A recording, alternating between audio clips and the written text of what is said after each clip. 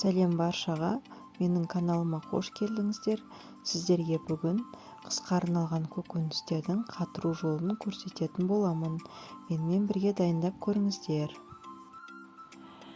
Менде мұнда қызанақ бар, яғни помидор, тәтті бұрыштың қызылы мен жасылынан, одан кейін боялдыны, баклажанды қатыратын боламын. Менде мұнда мұздатқыштың контейнері, оның ішіне пергамент қағазын төсеп аламыз. Ол не үшін қажет десеңіздер, көкөністеріміздің жабысып қалмауы үшін қажет. Қызанақты аламыз, басын кесіп алып, осылай домалақ етіп тураймыз. Сіздер өз қалауларыңыз бойынша көбейіп етіп турасаңыздар да болады, бірақ маған бұл пиццаға қажет болады, сол үшін осылай домалақ тәріздес етіп турап аламын.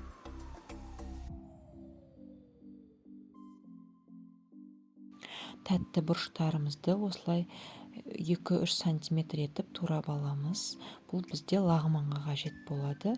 Одан кейінгісін біз әртүрлі тамақтарға қосу үшін ұзынша етіп, яғни соломка тәріздес етіп турап аламыз. Тәтті бұрышымыз бұл лағманға арналған. Одан кейінгі бізде әртүрлі тамақтарға қоса беруге арналған. Одан кейінгі боялдыны, яғни баклажан кубик тәріздес етіп турап аласыздар.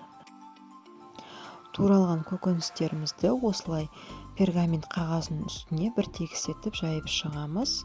Бұл бізде өз алдына жеке-жеке қату үшін өте қажет.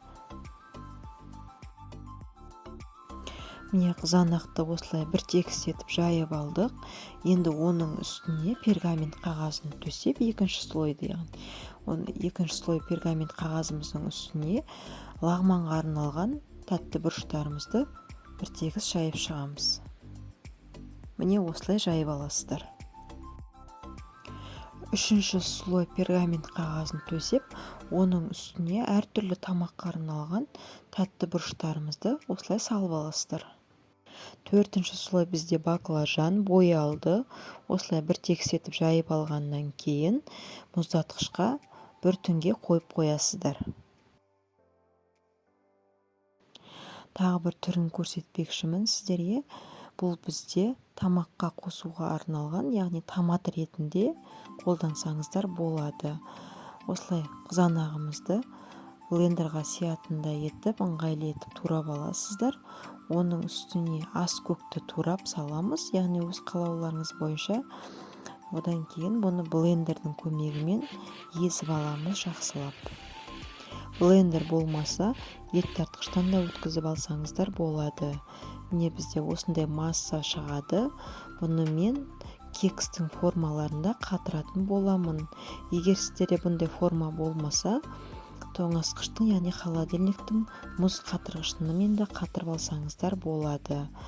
Әр формаға 1,5-2 ас қасықтан сала отыра қатыратын боламыз.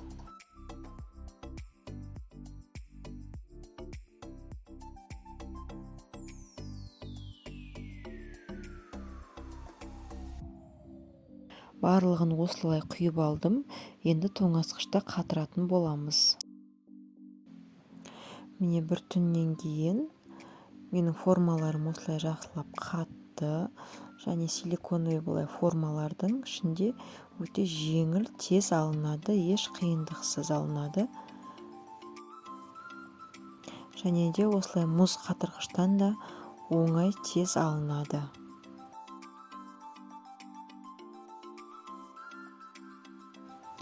Қатырылған көкөністерді мен осылай арнайы целлофанда, яғни көкөніс қатыруға арналған арнайы целлофанда сақтайтын боламын.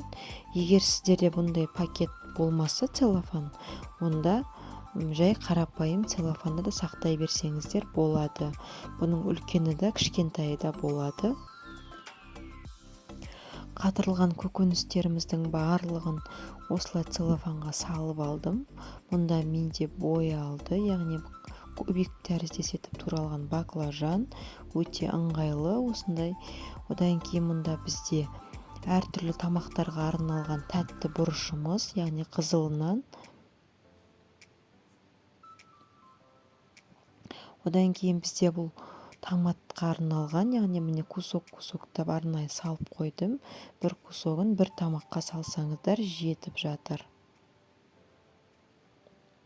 Одан кейін мұнда бізде арнайы пиццаға арналған қызанақ, яғни домалақ тәріздес етіп туралған. Осылай ыңғайлы пакетке салдым. Одан кейін бізде бұл лағманға арналған тәтті бұрыштар қызылынан жасылынан. Міне сіздер де осылай көкөністерді қатырып алсаңыздар болады. Видеоны соңына дейін қарағандарыңыз үшін рахмет. Каналға жазылып, лайк басып, комментарий қалдыруды ұмытпаңыздар.